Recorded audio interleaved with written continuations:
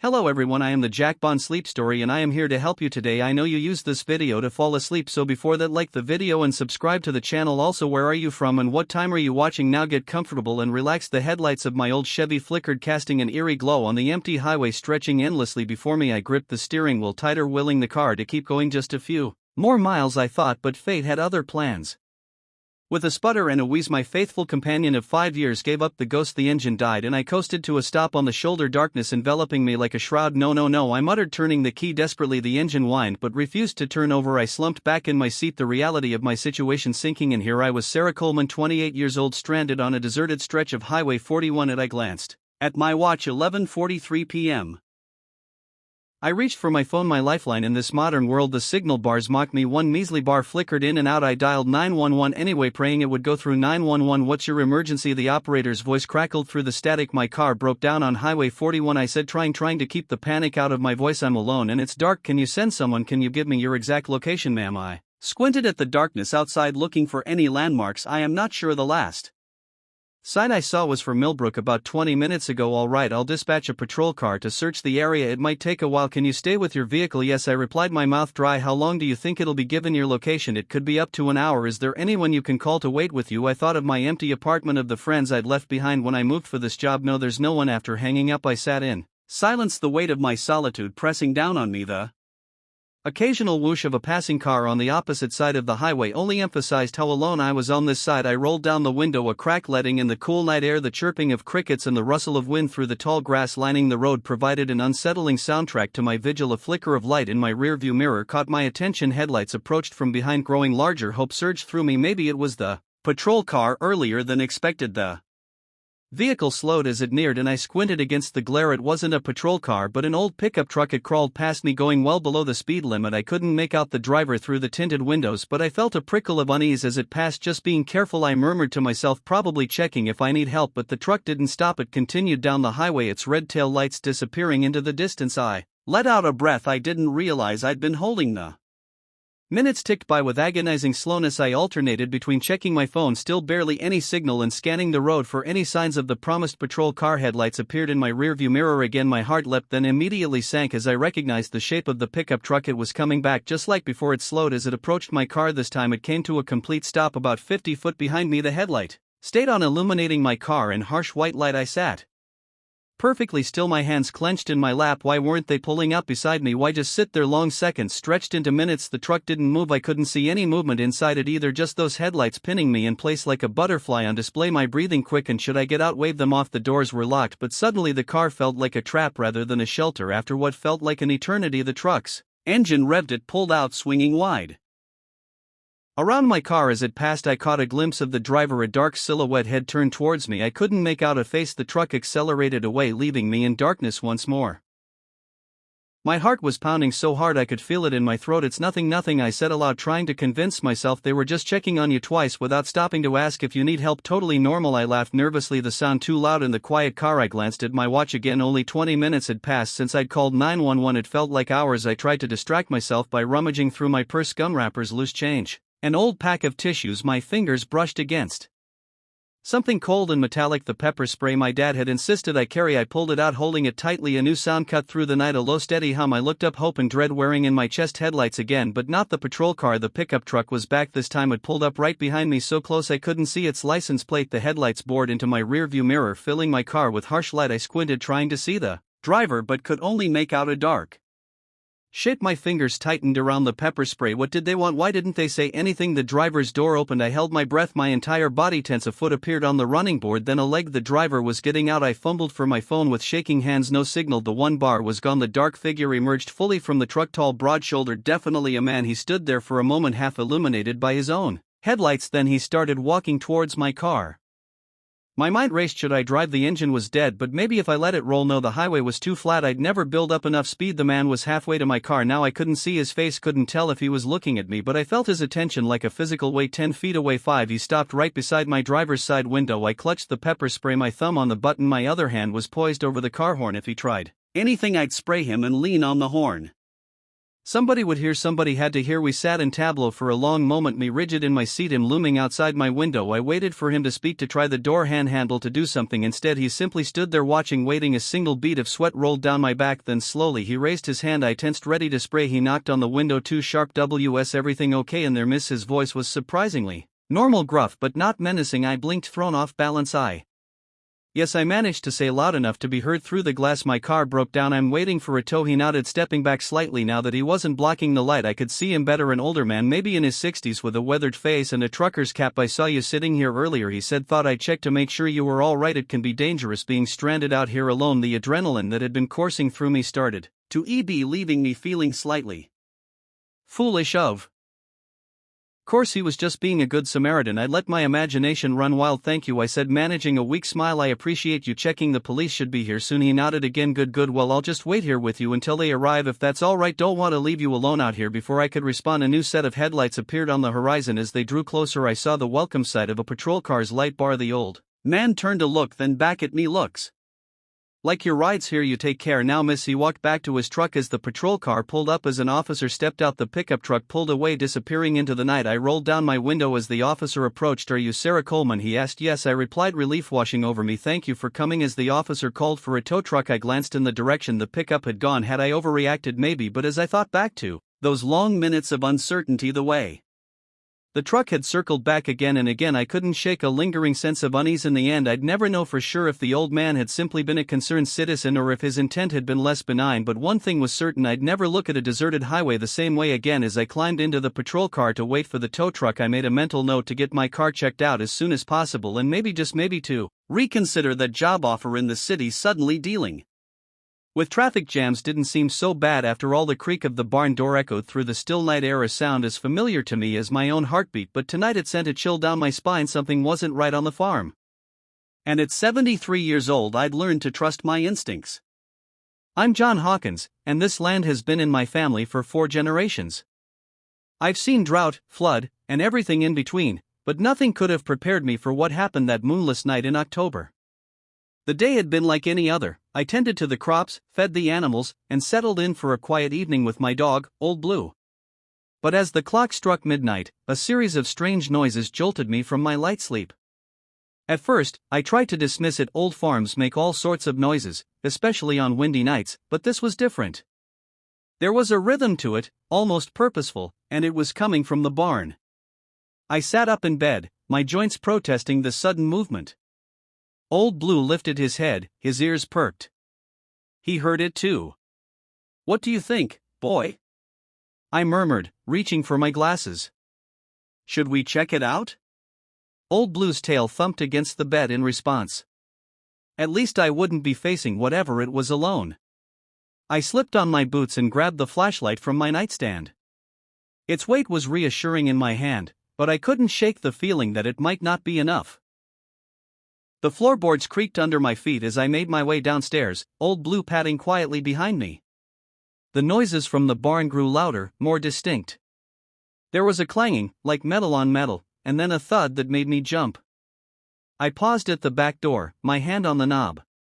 Part of me wanted to go back to bed, to pull the covers over my head and pretend this was all a bad dream. But I knew I couldn't. This was my land, my responsibility. The cool night air hit me as I stepped outside. The moon was hidden behind thick clouds, leaving the farm shrouded in darkness. My flashlight cut a weak path through the gloom as I made my way toward the barn. Old Blue growled low in his throat, the hair on his back standing up. "Easy, boy," I whispered, though my own heart was racing. As we neared the barn, the noises suddenly stopped. The silence was almost worse than the sounds had been. It felt expectant, like the whole world was holding its breath. I reached for the barn door, my hand trembling slightly. With a deep breath, I pulled it open. The familiar smell of hay and animals washed over me, but there was something else too, something off. I swept my flashlight around the interior, taking in the familiar sight of stalls and farm equipment. Everything looked normal, and yet my eyes landed on my old tractor. It had been moved, pulled out from its usual spot in the corner. Tools were scattered around it, glinting in the flashlight's beam. "Hello?" I called out, my voice sounding thin and reedy in the vast space. Is anyone there? No answer, but I could have sworn I heard a shuffling sound from the back of the barn. Old Blue whined, pressing against my leg. I reached down to pat his head, as much for my comfort as his. I took a few steps further in, my flashlight beam dancing across the walls. That's when I noticed the footprints. They weren't mine. These were larger, and the tread pattern was unfamiliar. They led deeper into the barn, toward the back where we stored hay bales. My throat went dry. Someone had been here, maybe still was here. I should go back, call the sheriff. But curiosity, or maybe stubbornness, propelled me forward. I followed the footprints, my heart pounding so loud I was sure it would give me away. Old Blue stayed close, his warm presence a small comfort. As we neared the back of the barn, I heard it, breathing. Soft but unmistakable. Someone was hiding behind the stack of hay bales. I stopped, my flashlight trained on the spot. I know you're there, I said, trying to keep my voice steady. Come on out now, and we can talk about this. For a long moment, nothing happened. Then, slowly, a figure emerged from behind the hay. My flashlight illuminated a young man, barely more than a boy, really. His clothes were ragged, his face smudged with dirt. He squinted against the light, holding up a hand to shield his eyes. Please, he said, his voice hoarse. I didn't take anything. I just needed a place to sleep. I lowered the flashlight slightly, taking in his appearance. He was thin, too thin, with a haunted look in his eyes that spoke of hard times. What's your name, son? I asked, my initial fear giving way to concern. Michael, he replied, still tense, ready to bolt at any moment. I nodded, considering. This wasn't the first time I'd found someone seeking shelter in the barn, though it had been years. Times were tough all over. Are you hungry, Michael? He hesitated, then nodded almost imperceptibly. I sighed, feeling the weight of my years. Come on up to the house. We'll get you something to eat, and you can tell me your story. Michael's eyes widened in surprise. You're not calling the police? Not unless you give me a reason to, I replied. Now come on. It's too cold to stand around jawing all night. As we walked back to the house, Old Blue trotting ahead, I couldn't help but reflect on the night's events. The fear I'd felt, the certainty that something sinister was afoot, it all seemed a bit foolish now. But then, as Michael stepped into the light of the back porch, I saw something that made me pause. There, peeking out from under his sleeve, was a tattoo. A symbol I recognized from news reports about a string of burglaries in the area. Our eyes met, and I saw the moment he realized I'd noticed. Tension crackled in the air between us. I had a choice to make. This boy was clearly mixed up in something bad, but he was also just a kid, hungry, scared, and alone. Let's get you that food, I said finally, opening the door. And then we're going to have a long talk about the choices you've been making. Michael hesitated for a moment, then nodded, relief and trepidation warring on his face. As I ushered him inside, I knew the night was far from over. There would be difficult conversations ahead, maybe even a call to the sheriff. But for now, there was hot food to be made, and perhaps a lost soul to be guided back to the right path. The barn door creaked again as a gust of wind blew across the farm, but this time the sound didn't fill me with dread. Instead, it reminded me of all the stories these old buildings had seen, stories of hardship, yes, but also of redemption and second chances. I closed the door behind us, shutting out the darkness. Whatever tomorrow might bring, tonight there would be warmth, food, and a chance for understanding. And sometimes, that's all it takes to change a life. As I watched Michael wolf down a plate of scrambled eggs and toast, I couldn't help but think that maybe, just maybe, the real intruder I'd confronted tonight wasn't in the barn at all. It was fear. Fear of the unknown, of change, of the world outside my familiar routines. By facing that fear, by choosing compassion over suspicion, I'd not only potentially changed this young man's life but my own as well. The farm suddenly felt less like an isolated outpost and more like a beacon of hope in a troubled world. Old Blue settled at my feet, his watchful eyes never leaving Michael. In that moment, I realized that the intruder had given me something precious, a reminder that even at my age, there were still new experiences to be had, new lessons to be learned. As the first light of dawn began to creep over the horizon, I poured another cup of coffee and prepared for what promised to be a long and challenging conversation. But for the first time in years, I felt truly awake. Truly alive. The night's adventure had started with a creaking barn door and inexplicable noises. It was ending with a chance to make a real difference in someone's life. And isn't that, after all, the greatest adventure of all? The harsh glare of fluorescent lights made the rest stop bathroom feel like an operating room, sterile and unforgiving. I splashed cold water on my face, trying to wash away the fatigue of 12 hours on the road. As I reached for a paper towel, I caught my reflection in the mirror. The bags under my eyes told a story of sleepless nights and endless miles. Little did I know those tired eyes were about to witness something that would haunt me for years to come. My name is Alex, and this was supposed to be a simple road trip. My girlfriend, Megan, and I were driving cross-country to start our new life together in California. We'd been on the road for days, the monotony of highway lines and fast food stops blurring into a single, endless journey. It was just past midnight when we pulled into the rest stop. The parking lot was nearly empty, save for a few semis and a beat-up RV. Megan had been asleep for the last 100 miles, her head resting against the passenger window. "Hey," I said softly, gently shaking her shoulder. "We're stopping for a bit. You need anything?" She stirred, blinking owlishly in the harsh overhead lights of the car. "Huh? Maybe some water and a snack." I nodded, grabbing my wallet from the center console. "I'll be right back. Lock the doors, okay?" She mumbled an affirmative, already drifting back to sleep. I watched her for a moment, a small smile playing on my lips. Even exhausted and rumpled from the long drive, she was beautiful. The night air was cool as I stepped out of the car, a welcome change from the stuffy interior. I stretched, feeling my spine pop in several places. The rest stop loomed before me, a beacon of light in the vast darkness of the surrounding desert. As I approached the building, I noticed a man leaning against the wall near the entrance. He was smoking a cigarette, the ember glowing bright in the darkness. Something about him made me uneasy. Maybe it was the way his eyes followed me as I walked past, or the too wide smile he gave me. "Evening," he said, his voice gravelly. I nodded in response, quickening my pace slightly. The sooner I got in and out, the better. The interior of the rest stop was bright and empty. My footsteps echoed on the linoleum as I made my way to the vending machines. I grabbed a couple of water bottles and some snacks, then headed for the bathroom. And that's where I found myself now, staring at my reflection and trying to shake off an inexplicable feeling of dread. I dried my hands and gathered our supplies, eager to get back to Megan and hit the road again. But as I pushed open the bathroom door, I nearly collided with someone. It was the man from outside. He stumbled back, apologizing profusely. "No worries," I muttered, trying to sidestep him. But he didn't move. Instead, he fixed me with that unsettling smile again. "Long drive ahead of you?" he asked.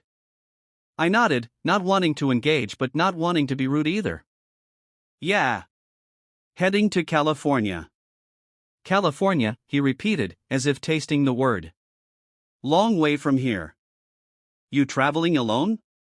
A chill ran down my spine. I thought of Megan alone in the car. "No," I said firmly. "My girlfriend's waiting for me. We should get going." He held up his hands, still smiling. Of course, of course. Drive safe now." I hurried past him, fighting the urge to look back. The cool night air hit me like a slap as I exited the building, and I took a deep breath, trying to calm my racing heart.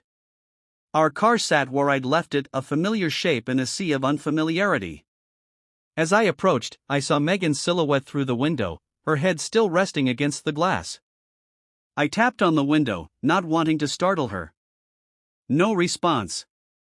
She must have fallen into a deep sleep. I tried the handle. Locked, just as I'd asked her to do. "Good girl." "Megan," I called, knocking a little louder.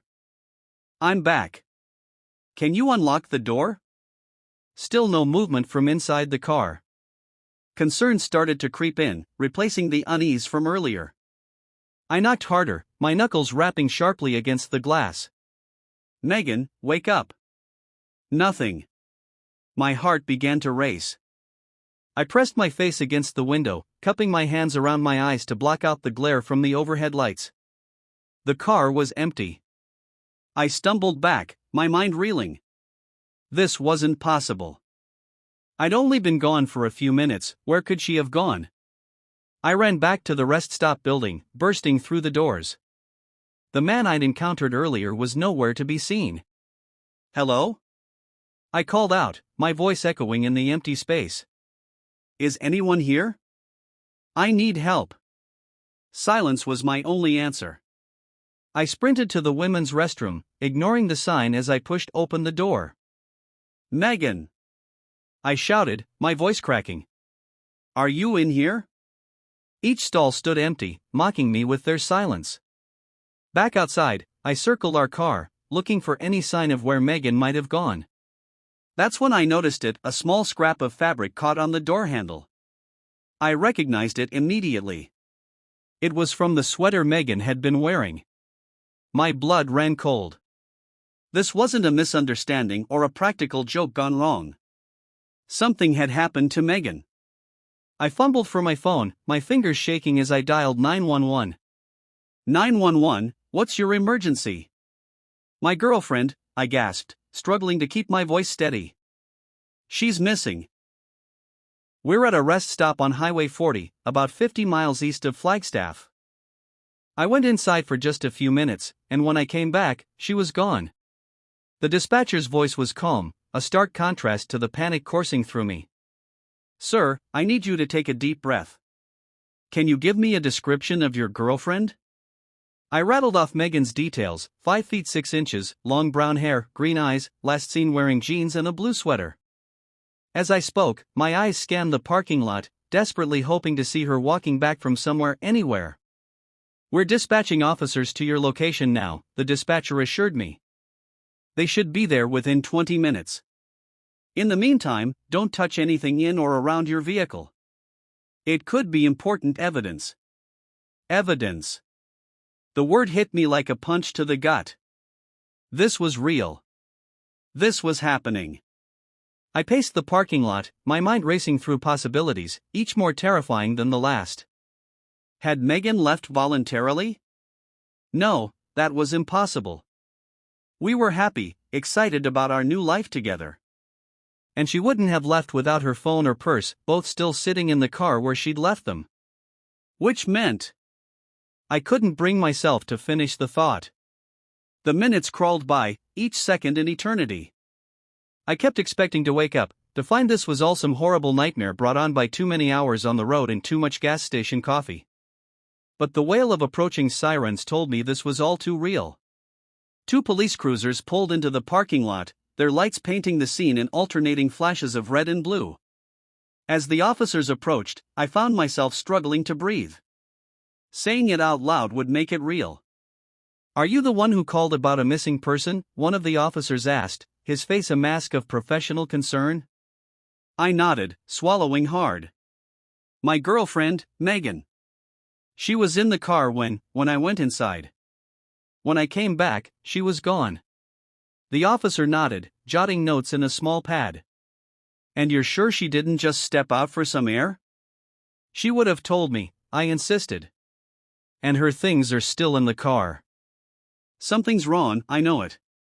As the officers began their investigation, searching the area and questioning the few other people at the rest stop, I stood by helplessly. The man I'd seen earlier was nowhere to be found. Hours passed in a blur of questions, phone calls, and growing dread. As the first light of dawn began to streak the sky, the harsh reality began to set in: Megan was gone. Vanished into the night as if she'd never existed. The rest stop, once just another anonymous waypoint on our journey, had become the centerpiece of a nightmare. Every shadow held a potential clue, every stranger a possible suspect. As I watched the sun rise over the desert, casting long shadows across the empty parking lot, I was struck by a chilling thought. Our road trip, meant to be the beginning of our new life together, had instead become the start of a very different journey. One that I feared might never end. The harsh glare of the rest stop lights gave way to the soft glow of morning, but the shadows of that night would linger far longer. In the space of a few minutes, my world had been turned upside down. The open road, once a symbol of freedom and possibility, now stretched before me like an endless question mark. Where was Megan? What had happened in those few short minutes I was away? And most terrifyingly, would I ever see her again? As the investigation began in earnest, I knew one thing for certain: I wouldn't rest until I found the answers, no matter how dark the truth might be. Our journey had taken an unexpected and horrifying detour, and I was now embarking on the most important trip of my life, the search for Megan, and for the truth behind that fateful night at the rest stop. The Caribbean sun beat down on the pristine deck of the Oceanic Dream, but I couldn't shake the chill that had settled deep in my bones. 5 days into what should have been the vacation of a lifetime, and all I could think about was the empty cabin next door and the growing knot of dread in my stomach. Something was very wrong on this ship, and I was beginning to fear I might be the only one who noticed. My name is Emily Chen, 34, a typically overworked software engineer from Seattle. This cruise was supposed to be my reward for closing a major project: 7 days of tropical bliss, fruity drinks, and blessed disconnection from the digital world. Now, on day 5, I found myself wishing desperately for my laptop and access to any scrap of information that might explain what was happening. It had started innocuously enough. On the second day of the cruise, I noticed I hadn't seen my cabin neighbor since we'd left port. We'd chatted briefly during the muster drill. Her name was Sarah, and she was traveling alone, celebrating her 40th birthday. She'd seemed excited about the trip, eager to try every activity the ship offered. But after that first day, nothing. No sign of her at the pool, the restaurants, or any of the nightly shows. At first, I chalked it up to different schedules. Maybe she was an early riser, hitting the gym while I slept in. Or perhaps she was nursing a wicked sunburn and staying in her cabin. It wasn't until the third day that I really started to worry. I'd knocked on her door, intending to invite her to that night's comedy show. No answer. I tried again later that evening. Still nothing. On day 4, I approached the guest services desk. The young man behind the counter, his name tag read Aiden, smiled blandly as I explained my concerns. "I'm sure your neighbor is fine, ma'am," he said, his tone just a touch too rehearsed. "Some guests prefer to keep to themselves. Perhaps she's enjoying room service and the view from her balcony." I pressed further. "Could you at least check if she's been using her room key? Or if she's ordered any room service?" Aiden's smile never wavered, but something flickered in his eyes: fear? Annoyance? "I'm afraid I can't disclose that information, ma'am. Passenger privacy, you understand. Is there anything else I can help you with today?" I left the desk feeling unsettled. Aiden's reaction seemed off somehow, too polished, too dismissive. That night, I lay awake in my cabin, straining to hear any sound from next door. The walls on these ships were thin. I should have been able to hear something: a TV, footsteps, the shower running. But there was only silence. As I tossed and turned, a new thought occurred to me. I hadn't just not seen Sarah, I couldn't remember seeing several of the passengers I'd noticed earlier in the cruise. The elderly couple who'd sat next to me at the captain's dinner. The rowdy group of college kids who'd been making a splash at the pool bar. Sleep eluded me as my mind raced through possibilities, each more outlandish than the last.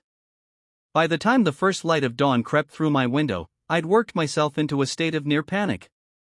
I spent day 5 really watching. I positioned myself in the ship's main atrium, a book in my hand as camouflage, and observed the ebb and flow of passengers and crew. That's when I started to notice the patterns. Crew members speaking in hushed tones, their eyes darting nervously. Certain areas of the ship being quietly cordoned off, passengers redirected with vague excuses about routine maintenance. And the passengers themselves, there seemed to be fewer of them. The ship didn't feel empty exactly, but less full than it had at the start of the cruise. Spaces that had been crowded now had room to breathe. Lines that had been long now moved quickly. As the day wore on, my unease grew. I caught snippets of conversation, other passengers voicing concerns similar to mine.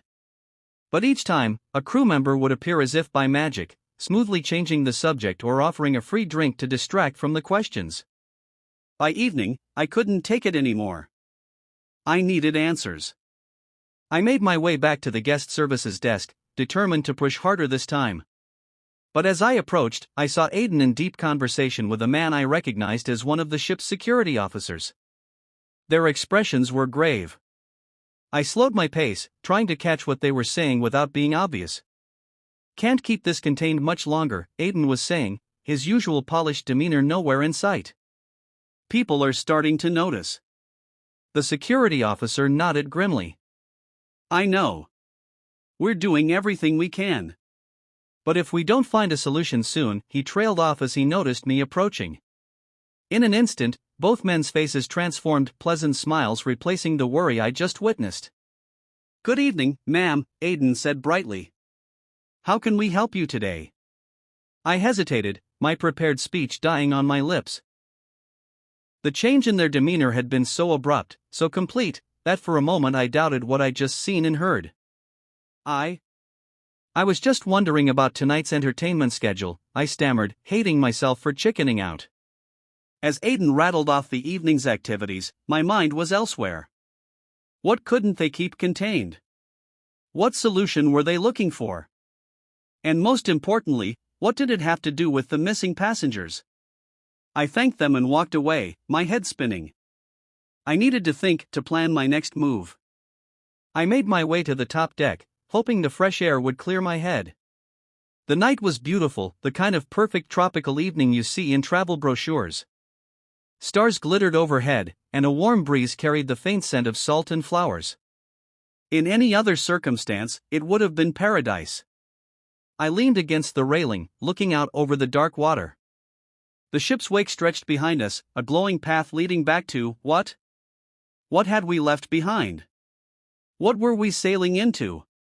A sound behind me made me turn. A woman was approaching, her face pale in the moonlight. As she drew closer, I recognized her. We'd chatted at the pool on the first day of the cruise. "Can't sleep either?" she asked, her attempt at a smile not quite reaching her eyes. I shook my head. "Too much on my mind, I guess." She nodded, joining me at the railing. For a long moment, we stood in silence, both of us staring out at the endless expanse of ocean. "Have you noticed," she said finally, her voice barely above a whisper, "that people seem to be disappearing?" My heart raced. So I wasn't the only one. "Yes," I breathed. "My cabin neighbor. I haven't seen her in days." The woman, Lisa, I remembered now, turned to me, her eyes wide with fear. "My husband," she said. "He went to get ice last night and never came back." When I asked at guest services, they told me he'd been taken to the infirmary with a bad case of seasickness. But when I went to check on him, they wouldn't let me in. Said it was quarantined due to a possible norovirus outbreak. A chill ran down my spine. "Did you believe them?" Lisa shook her head slowly. "I don't know what to believe anymore. But I know something's not right on this ship." As if on cue, a scream pierced the night air. Lisa and I both jumped, spinning toward the sound. It had come from the deck below us. We raced to the stairs, our hearts pounding. As we reached the lower deck, we saw a small crowd gathering near the ship's railing. Pushing our way through, we reached the front just in time to see a crew member pulling someone back over the railing. It was a young woman, maybe in her early 20s. She was sobbing hysterically, fighting against the crew member's grip. "Let me go," she screamed. "I have to get off this ship. They're not human." The crowd murmured uneasily.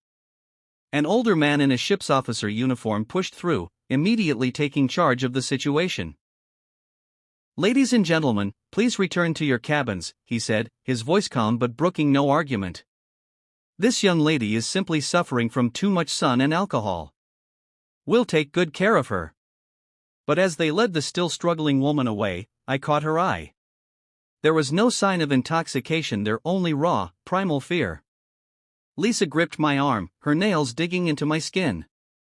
"Did you hear what she said?" she whispered. "They're not human." What did she mean? I shook my head, unable to form words. My mind was reeling, trying to make sense of what we'd just witnessed: the missing passengers, the crew's strange behavior, and now this. It was too much to be coincidence. As the crowd slowly dispersed, Lisa and I remained rooted to the spot. The beautiful night suddenly felt sinister. The gentle rocking of the ship was no longer soothing but menacing. "What do we do now?" Lisa asked, her voice trembling. I took a deep breath, trying to steady my nerves. "We find out the truth," I said, surprised by the determination in my own voice. "Whatever's happening on this ship, we need to uncover it before we disappear too." As we made our way back to our cabins, planning our next move, I couldn't shake the feeling that we'd just crossed a line. The carefree vacation was over. We were now in uncharted waters, sailing into a mystery deeper and darker than the ocean beneath us.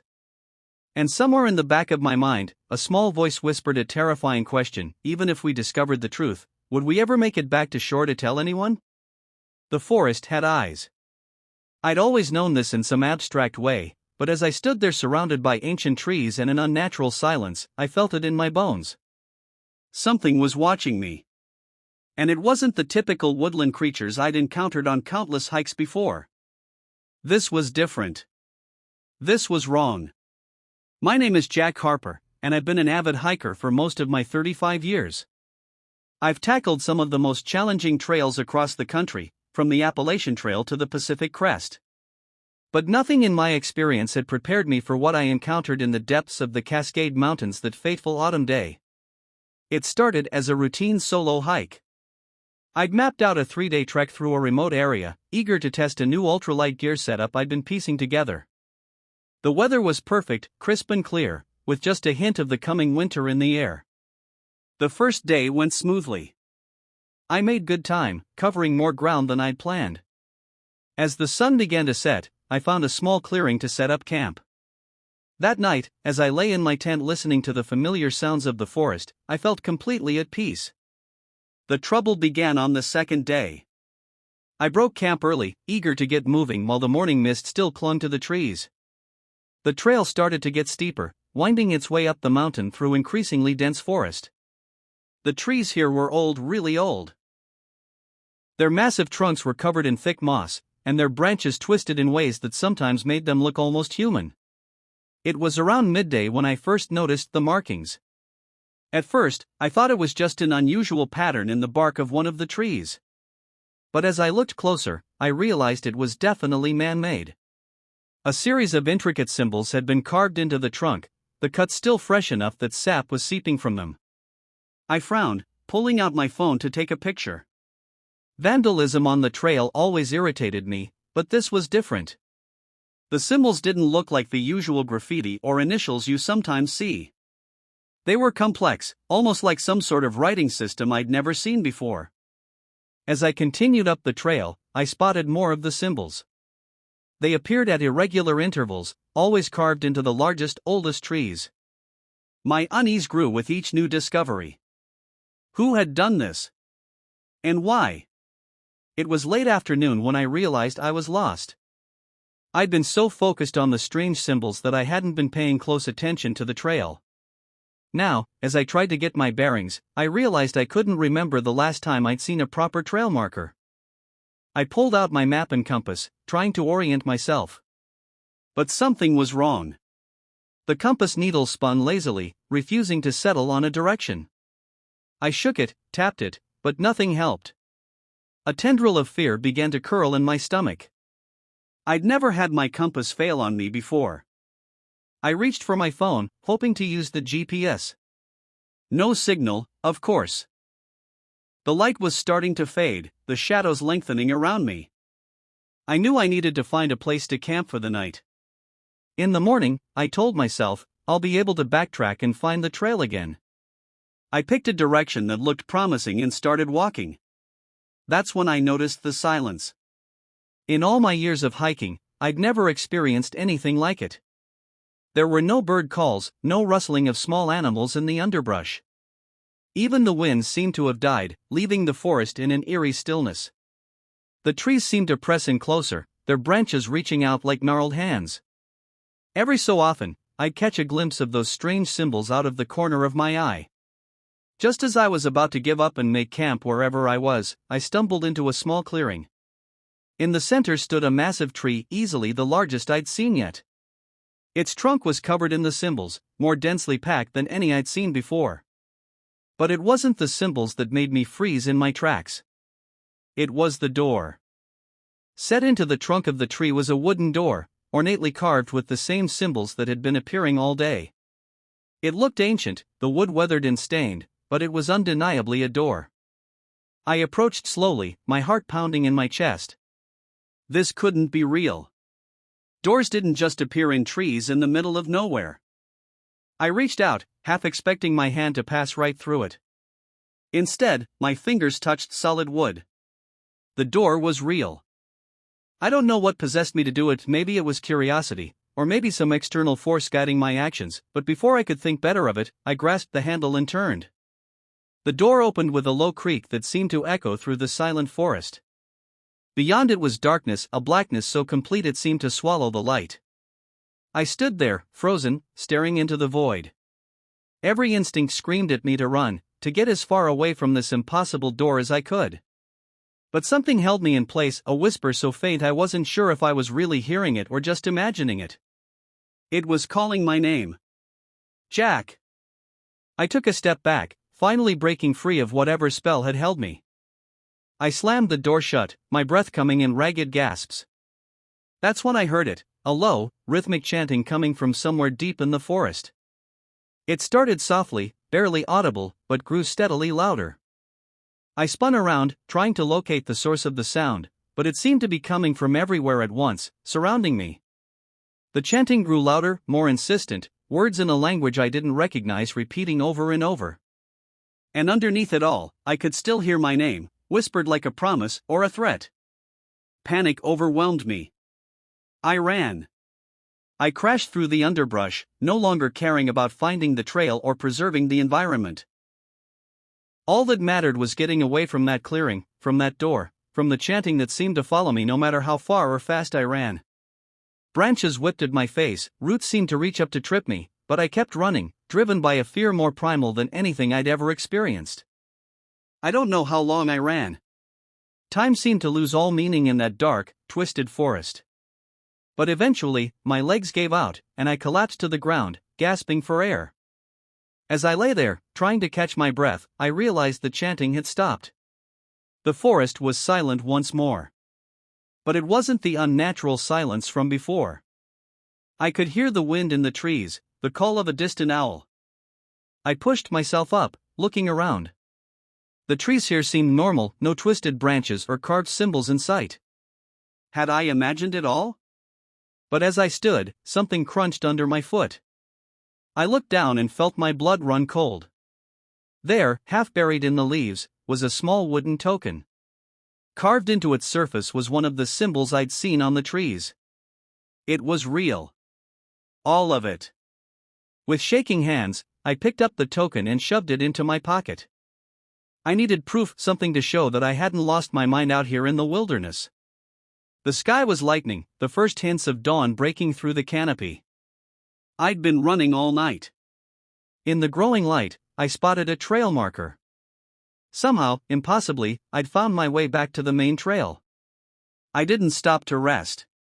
Ignoring the protests of my battered body, I started down the trail at the fastest pace I could manage. I needed to get back to civilization, back to a world that made sense.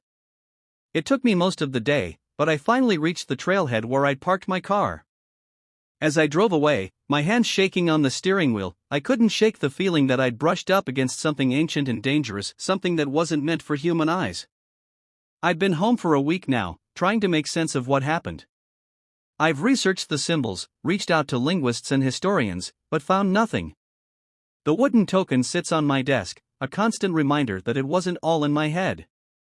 But sometimes, late at night, I swear I can hear it, that whisper, calling my name. And in my dreams, I see that door, standing open in the heart of the forest, waiting for me to step through.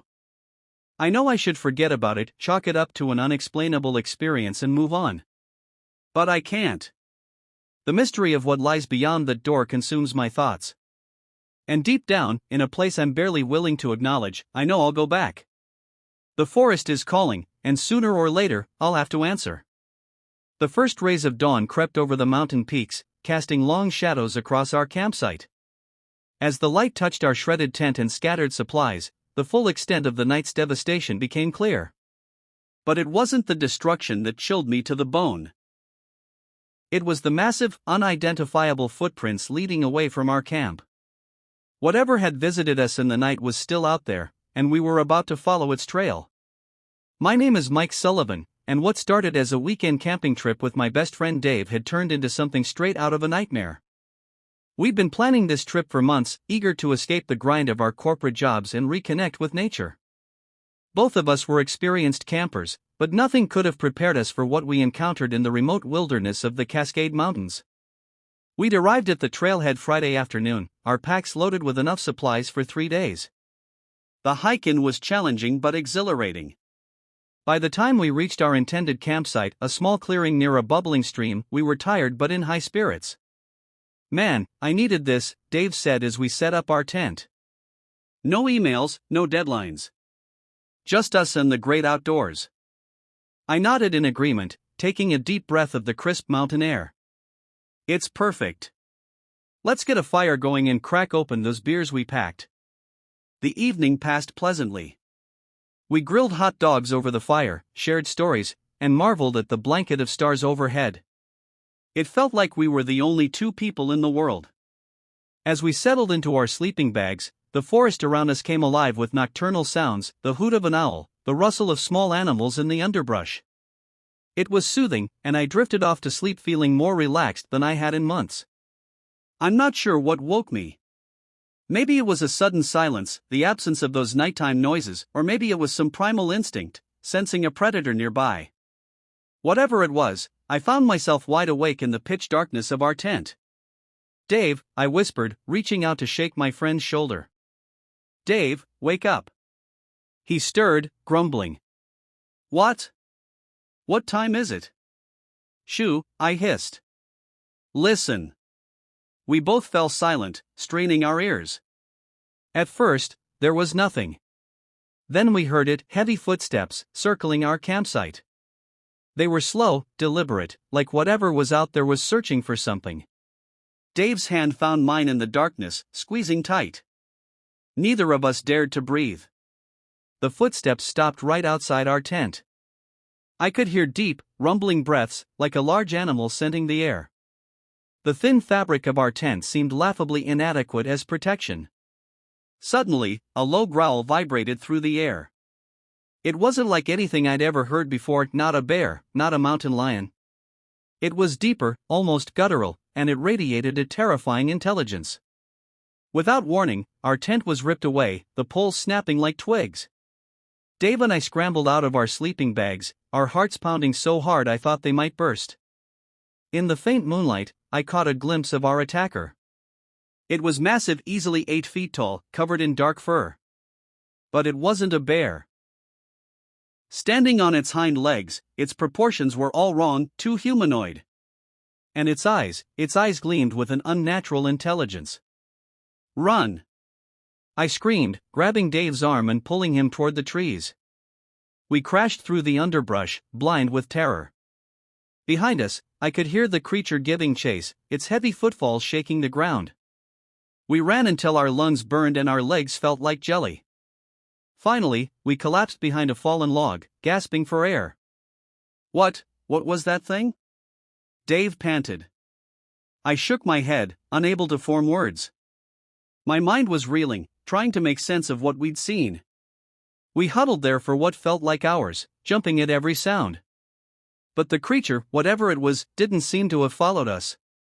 As the sky began to lighten, we cautiously made our way back to our campsite. The scene that greeted us was one of complete devastation. Our tent was in tatters, our supplies scattered everywhere. Deep claw marks scored the nearby trees. And there, in the soft earth, were the footprints, enormous, with 5 distinct toes. They were unmistakably hominid in shape, but no human could have left prints that large. Dave and I looked at each other, the same thought mirrored in our eyes. We should leave. We should get the hell out of these mountains and never look back. But curiosity, the damnable human trait, began to overtake our fear. We should follow them, Dave said quietly. I wanted to argue, to insist we head back to civilization. But a part of me, a part one wasn't entirely comfortable acknowledging, wanted to know more. So we gathered what supplies we could salvage and set off, following the trail of massive footprints. The tracks led us deeper into the forest, up steep inclines and through dense underbrush. Whatever had made them was strong, pushing through areas that gave us significant trouble. As we hiked, the forest around us seemed to change. The trees grew larger, older, their branches twisting in unnatural ways. The underbrush became thicker, dotted with plants I didn't recognize. Mike, Dave called out, his voice tight with tension. Look at this. He was pointing at one of the trees. Carved into its bark was a strange symbol, a complex swirl of lines that hurt my eyes if I looked at it too long. What is it? I asked, reaching out to touch the carving. Dave shook his head. I don't know. But look, it's on other trees too. He was right. Now that I'd seen one, I noticed the symbols were everywhere, carved into the largest and oldest trees. We pressed on, the trail of footprints leading us ever deeper into the strange, twisted version of the forest. The air grew thick and heavy, and an unnatural silence fell over everything. No birds sang, no insects buzzed. It was as if we'd stepped into another world entirely. As the day wore on, exhaustion began to set in. We'd been hiking for hours with no sign of our quarry. Just as I was about to suggest we turn back, we emerged into a clearing. In the center stood an enormous tree, easily the largest I'd ever seen. Its trunk was covered in those strange symbols, carved so densely they overlapped. And at its base was a cave-like opening, the entrance partially obscured by gnarled roots. Dave and I exchanged glances. The footprints led directly into that dark opening. We should go in, Dave said, his voice barely above a whisper. Every instinct screamed at me to run, to get as far away from this place as possible. But I found myself nodding, pulled forward by a curiosity I couldn't explain. We clicked on our flashlights and entered the cave. The air inside was cool and damp, with an odd, musky scent that tickled my nose. Our lights revealed rough stone walls covered in more of those strange symbols, these painted rather than carved. We moved deeper into the cave, our footsteps echoing softly. The tunnel twisted and turned, leading us further underground. Just as I was starting to worry we'd get lost, we emerged into a large cavern. Our flashlights couldn't penetrate the full extent of the space, but what they revealed made my blood run cold. The walls were covered in crude paintings depicting massive, fur-covered figures alongside much smaller human shapes. Some scenes showed hunts, others seemed to be some sort of ritual. But it was what stood in the center of the cavern that truly terrified me, a crude altar of piled stones, stained dark with what I prayed wasn't blood. And arranged around it, carefully placed, were human skulls. We need to leave, I choked out, grabbing Dave's arm. Now. He nodded, his face pale in the flashlight's beam. We turned to go, only to find our exit blocked. The creature from our campsite stood there, its massive form filling the tunnel.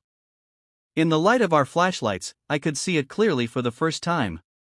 It was like a bizarre amalgamation of man and beast, covered in thick, matted fur with a face that was almost, but not quite, human. And its eyes held an intelligence that was unmistakable. It regarded us for a long moment, then let out a low, rumbling sound. To my shock, I realized it was trying to speak. "You, come," it growled, the words barely recognizable. Dave and I looked at each other, terror and amazement warring on our faces. We'd come looking for answers, and now we were faced with something beyond our wildest imaginations. The creature turned, gesturing for us to follow. And despite every rational thought screaming at me to run, I found myself taking a step forward.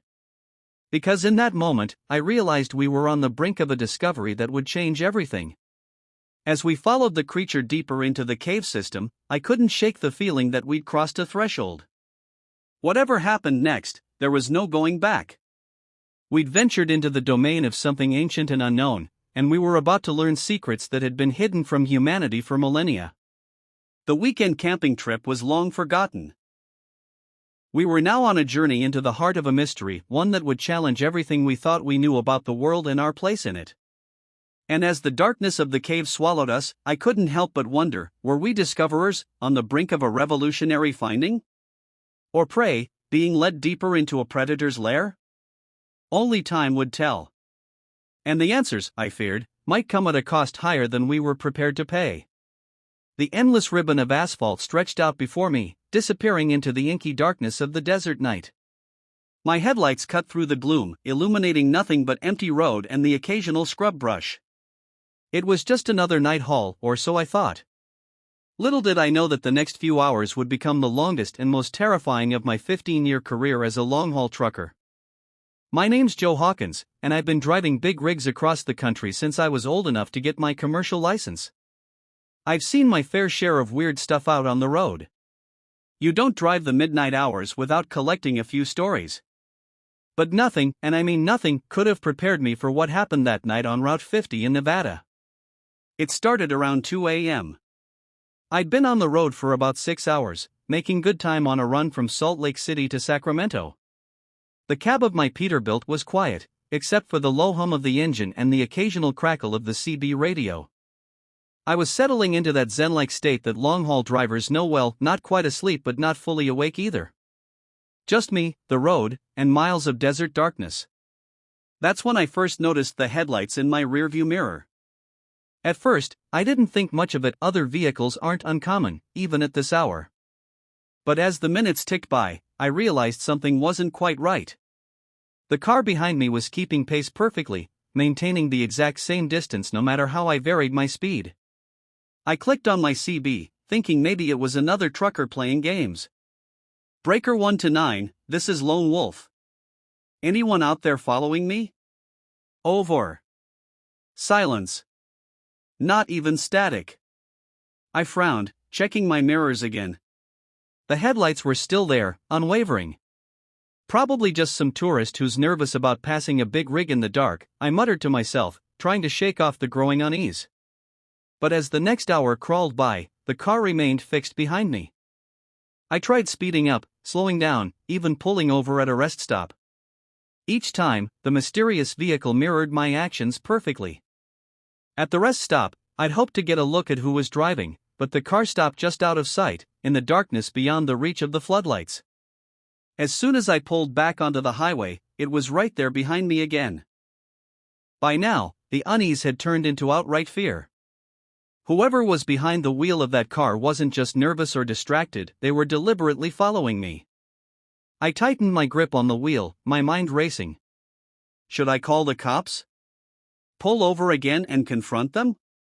Or just keep driving and hope they'd eventually give up? The radio crackled suddenly, breaking the tense silence. For a brief moment, I thought it might be another trucker, but the voice that came through wasn't familiar. Joe Hawkins, the voice drawled, low and gravelly, like it had been dragged up from the depths of a coal mine. You're out late tonight. I froze, my blood running cold. The CB was a closed system, no one should know my name unless they'd heard me use it on the line before. And I sure as hell hadn't told anyone where I was tonight. Who is this? I demanded, my voice steadier than I felt. The voice chuckled, a sound that sent chills down my spine. Doesn't matter who I am. What matters is what's behind you. I glanced in my rearview mirror. The car was still there, its headlights glaring back at me like twin eyes in the darkness. What do you want? I asked, my hands tightening on the wheel. The voice didn't answer right away.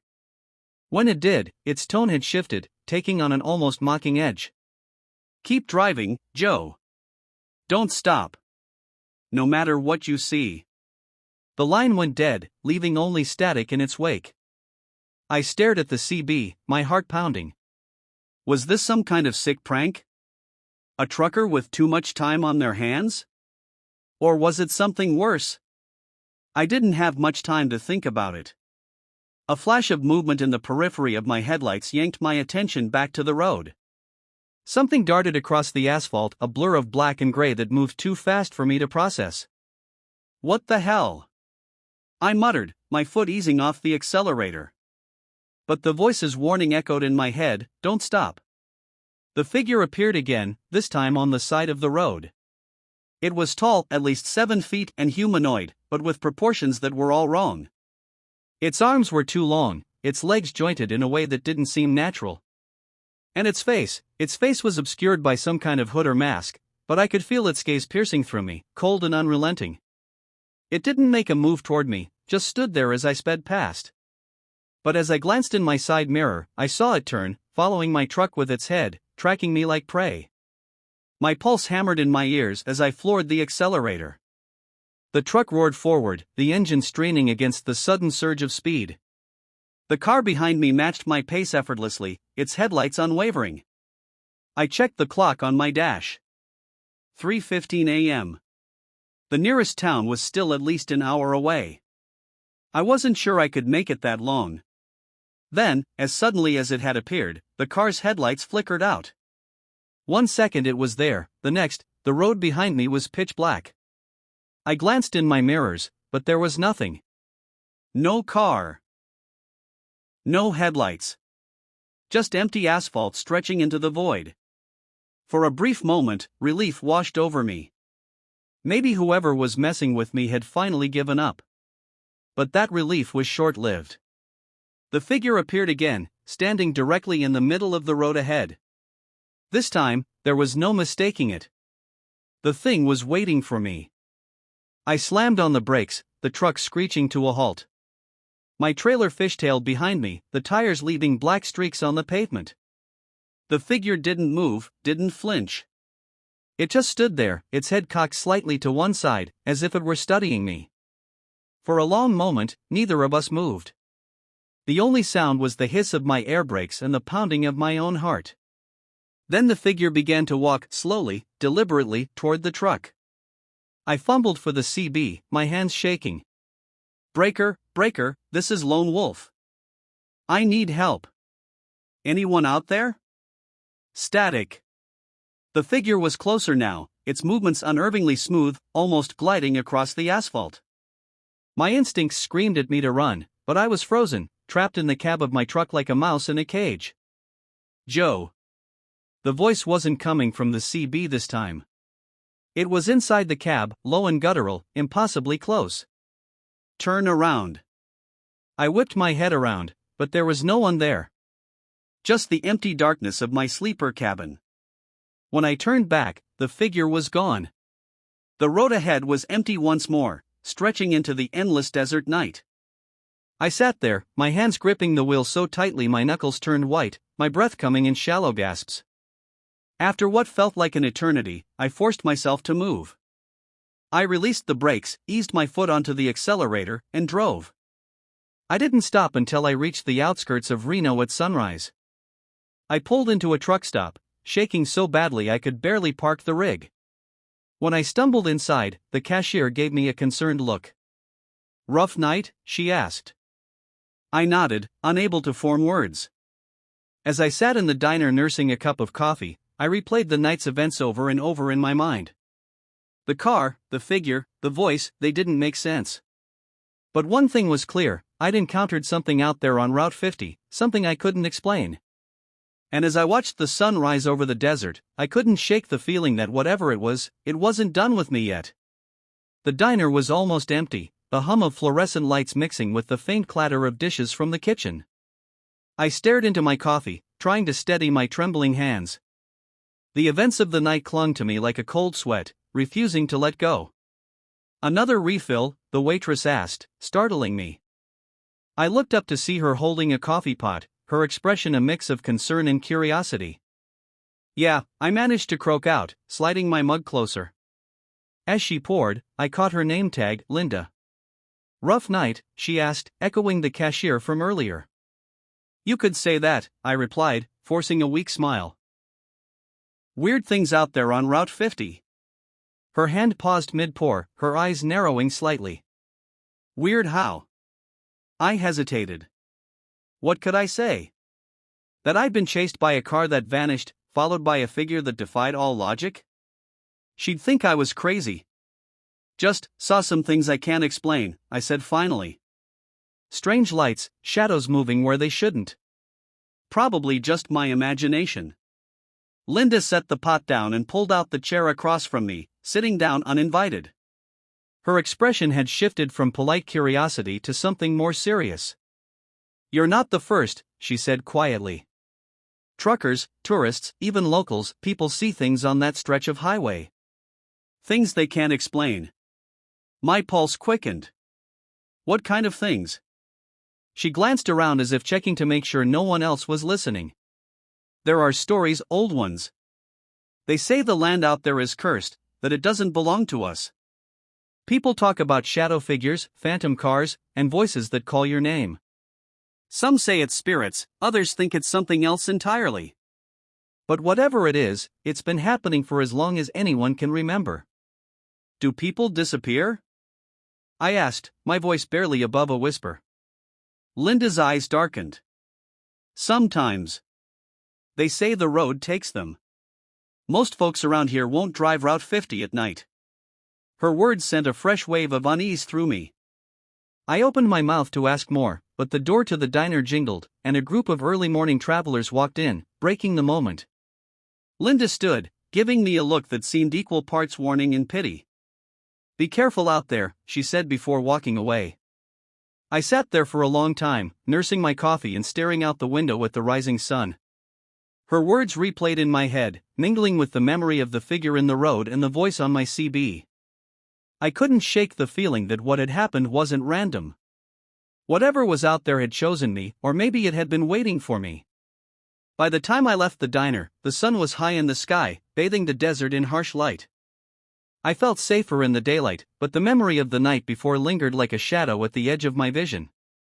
As I climbed back into my rig, I found myself glancing at the passenger seat, half expecting to see something or someone waiting for me.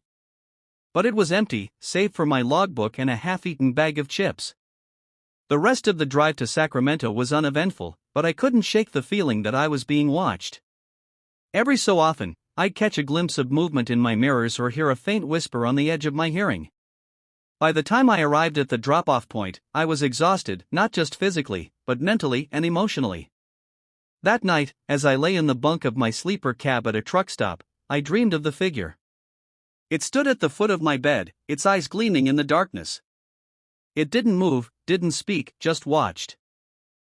When I woke, drenched in sweat, I couldn't shake the feeling that it had been real. Over the next few weeks, the incidents continued. Lights in the distance that blinked out when I tried to focus on them. Voices on the CB that no one else seemed to hear. And always, in my dreams, the figure. I stopped riding Route 50 at night, avoiding that stretch of road whenever I could. But deep down, I knew it didn't matter. Whatever was out there had marked me, and it wasn't going to let me go. One night, about a month after the incident, I found a note tucked into the door handle of my rig. The handwriting was jagged, almost frantic. "You can't run forever. It will follow you. Face it, or it will take everything." I looked around, but the truck stop was deserted, the only sound the hum of distant traffic. My heart pounded as I reread the note, its message clear. Whatever was out there on Route 50 wasn't done with me. And sooner or later, I'd have to go back. The memory of that note haunted me for weeks, a constant reminder that I couldn't escape whatever had taken an interest in me. I tried to brush it off, tell myself it was a prank by some other driver who'd overheard my story. But deep down, I knew better. There was something real out there on Route 50, something that had marked me in ways I couldn't understand. Life went on, but not in the way it had before. I started refusing certain hauls, avoiding anything that would take me near that cursed stretch of road. My dispatcher was frustrated, but I didn't care. I couldn't explain it to him, not in a way that wouldn't make me sound crazy, but I wasn't willing to take the risk. But the thing about fear is that it doesn't just sit quietly in the background. It festers. And eventually, it forces you to confront it. It was a Tuesday night when the call came in. A last-minute emergency haul, a shipment of medical supplies that needed to get to Reno by morning. Every other driver was either unavailable or too far away. I was the closest option. I hesitated, my hand hovering over the phone. I knew the route would take me through the heart of Route 50, through the stretch of highway I'd sworn never to drive again. "Joe, we really need this," my dispatcher pleaded. "It's critical. You're our only option." I could hear the desperation in his voice, and for a moment, I considered refusing. But the thought of those medical supplies, someone waiting on the other end, possibly for life-saving equipment, was enough to sway me. "I'll do it," I said, my voice heavy with resignation. The drive started uneventfully. The shipment had been loaded quickly, and I was on the road by 9 p.m. The first few hours were quiet, the hum of the engine almost soothing. I told myself it would be fine, that whatever had happened before was just a freak occurrence. But as I neared the stretch of Route 50 where it had all started, the familiar sense of dread crept over me. The desert night was still and silent, the road ahead illuminated only by my headlights. I checked the clock, 2:13 a.m. Almost the same time as before. My hands tightened on the wheel. The first sign of trouble came just past mile marker 132. A flicker of movement in my side mirror caught my eye. At first, I thought it was just the shadow of a passing tumbleweed, but then it happened again, this time, more distinct. Something was following me. I glanced in my rearview mirror, half expecting to see the headlights of the phantom car. But the road behind me was empty. A chill ran down my spine. I pressed harder on the accelerator, the engine roaring in response. The road stretched endlessly before me, a ribbon of black cutting through the desert. I forced myself to focus on the horizon, refusing to look back. That's when the radio crackled to life. "Joe," the voice drawled, the same gravelly tone that had haunted me before. "We knew you'd come back." I slammed my fist against the dashboard, my frustration and fear boiling over. "What do you want from me?" I shouted, my voice echoing in the cab. The voice chuckled, a low, menacing sound. "You'll see." Suddenly, the headlights flickered and then went out entirely. Darkness swallowed the cab, the faint glow of the instrument panel the only source of light. I swerved, my heart hammering as I fought to keep the truck on the road. When the lights came back on, I wasn't alone. The figure stood in the middle of the road, its tall, twisted form silhouetted against the beams of my headlights.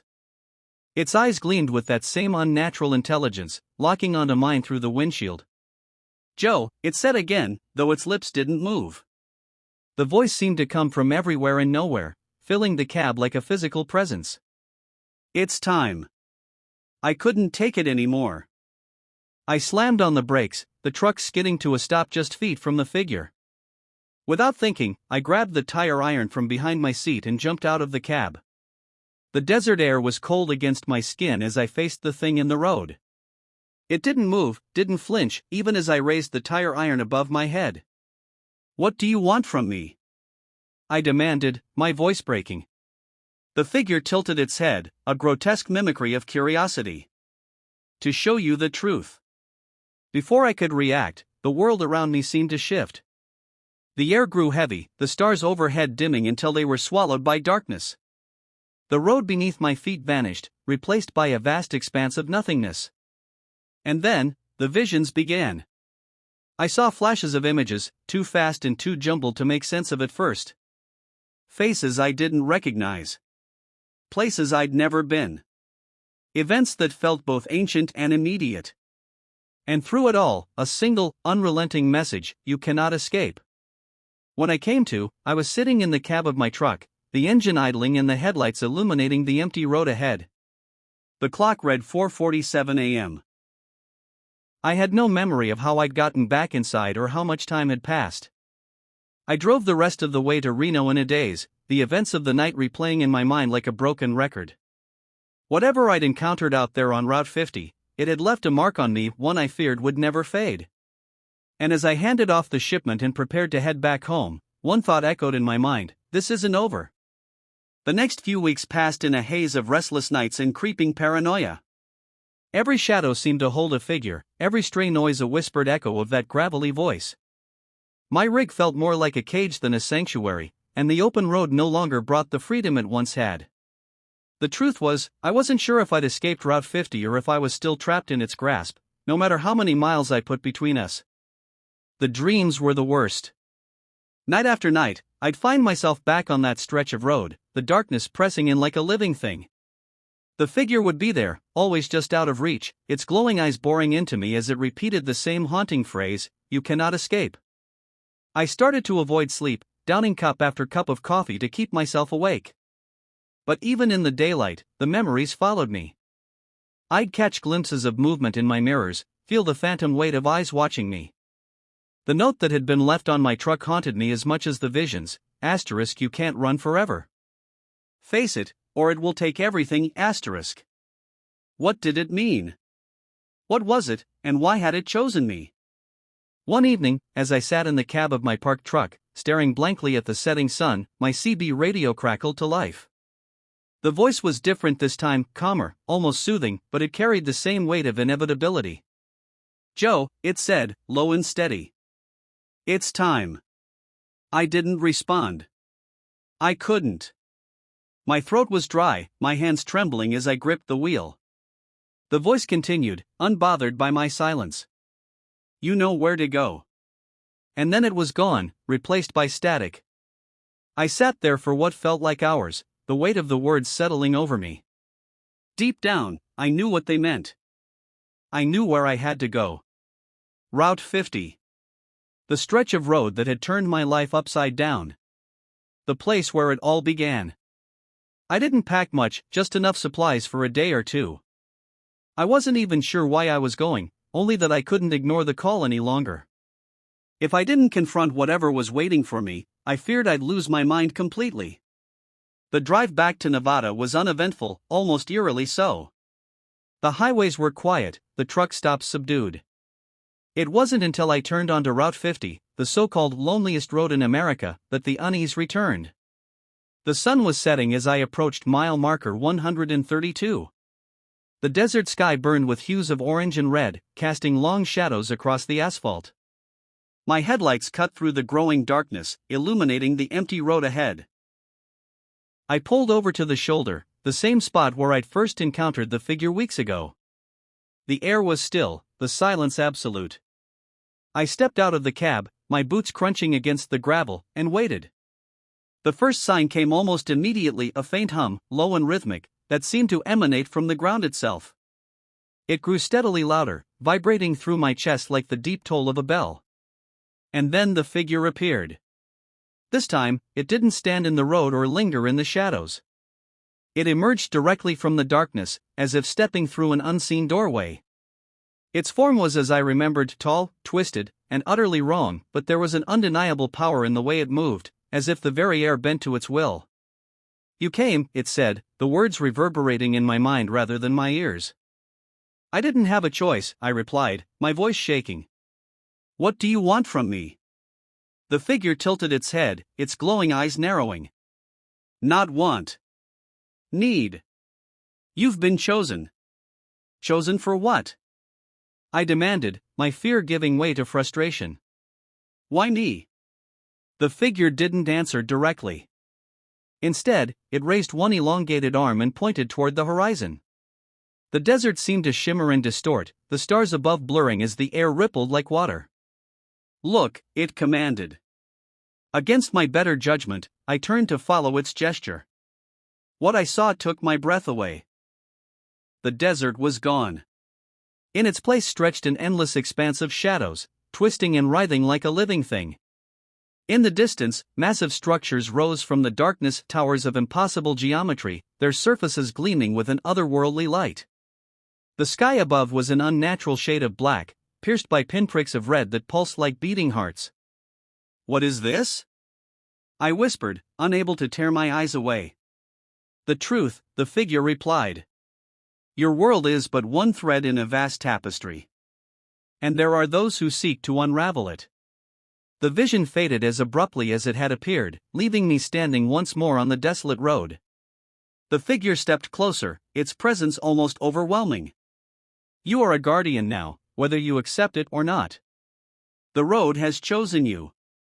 "I didn't ask for this," I said, anger and fear mixing in my voice. "Few do," it replied. "But the choice is not yours to make.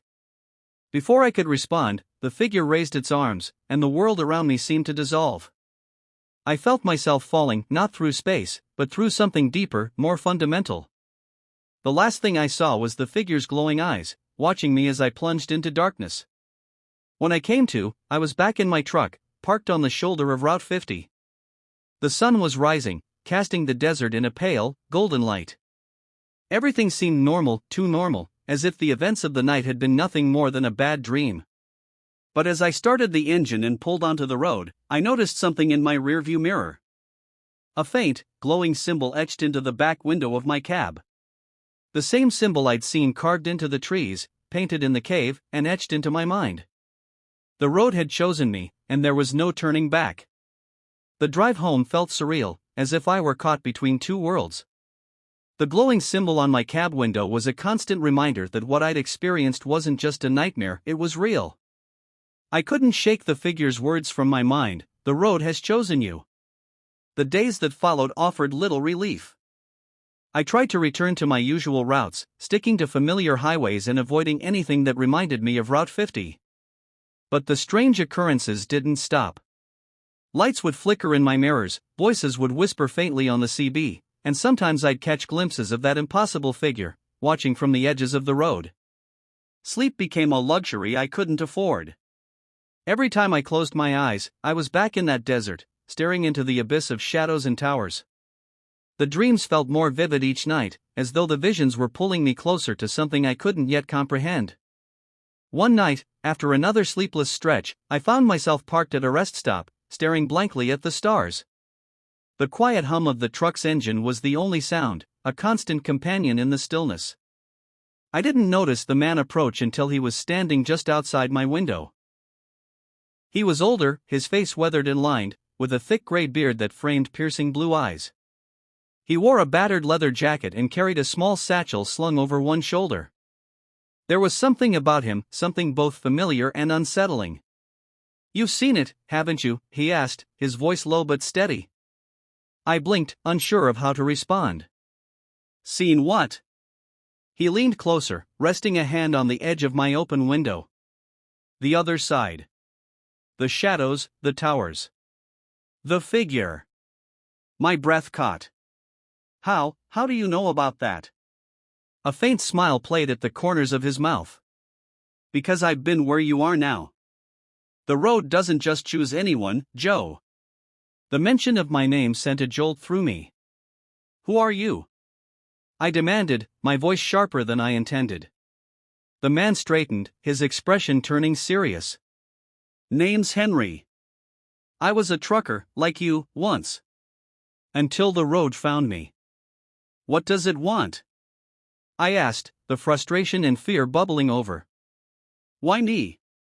Henry sighed, as if he'd been asked the question 1,000 times. "The road doesn't want anything. It's a conduit, a bridge between worlds. And sometimes, things slip through that shouldn't. That's where we come in." "We?" I repeated, my heart sinking.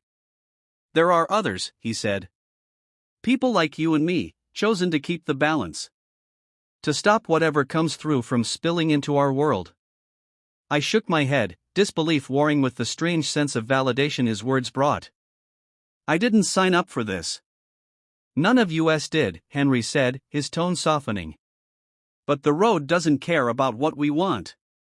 It cares about what's necessary." For a long moment, we sat in silence, the weight of his words pressing down on me. Finally, I asked, "What happens if I don't, if I ignore it?" Henry's expression darkened. "You can't ignore it. The road will find you, no matter where you go. And if you try to run, it'll take everything from you."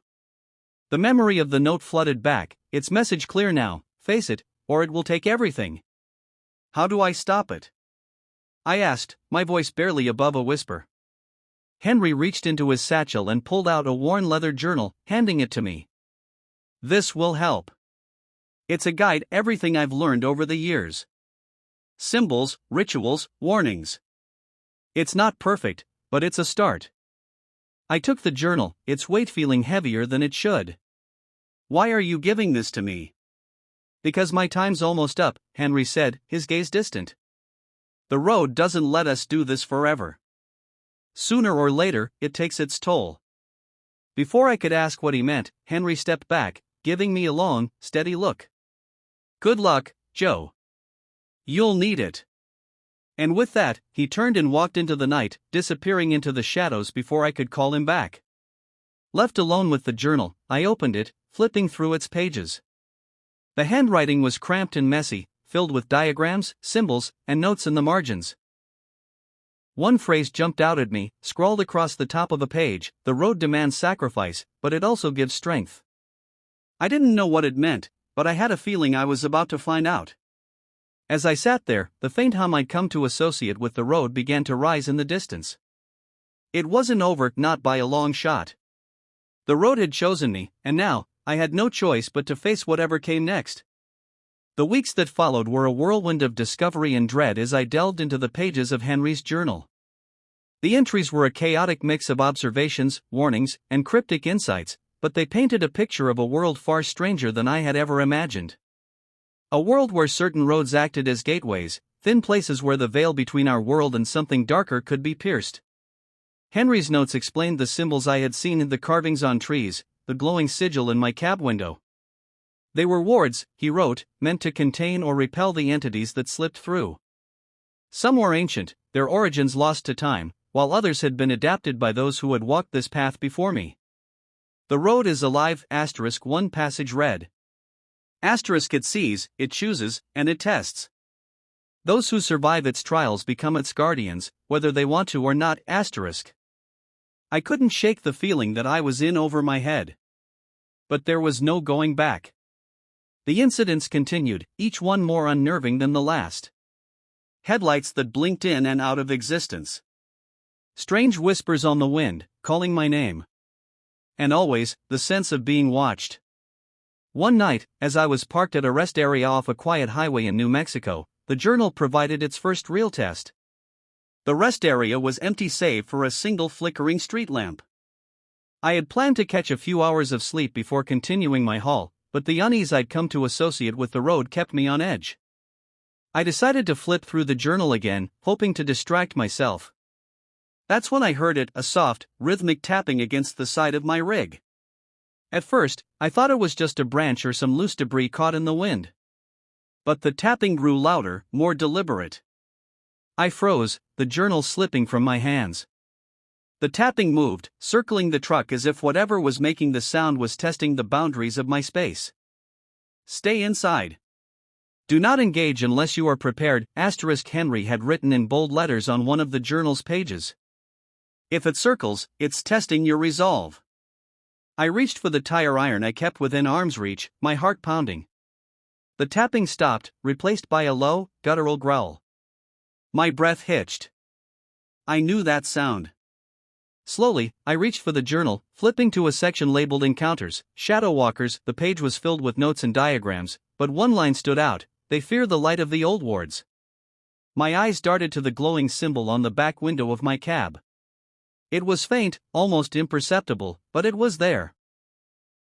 I grabbed a flashlight and the packet of salt Henry had stashed in the back of the journal. The growl intensified, a deep rumble that seemed to vibrate through the very frame of the truck. I forced myself to move, stepping out into the cold night air. The flashlight beam cut through the darkness, but it revealed nothing, just the empty lot and the distant shapes of desert scrub. Then, I saw it.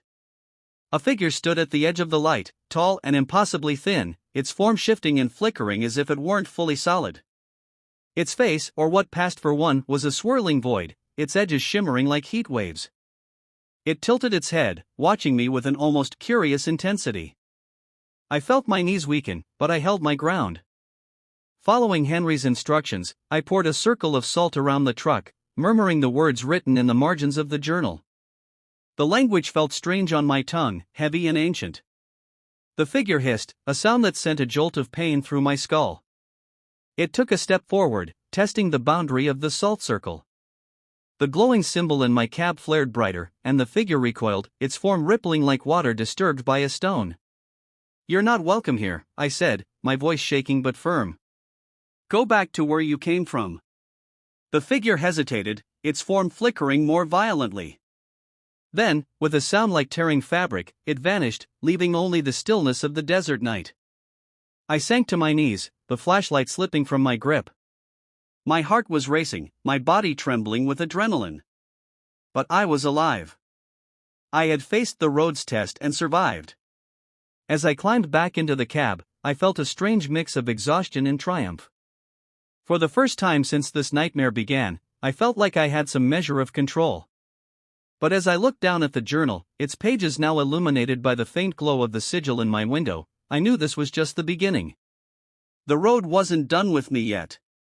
The days following that encounter at the rest stop blurred together into a haze of tense drives and sleepless nights.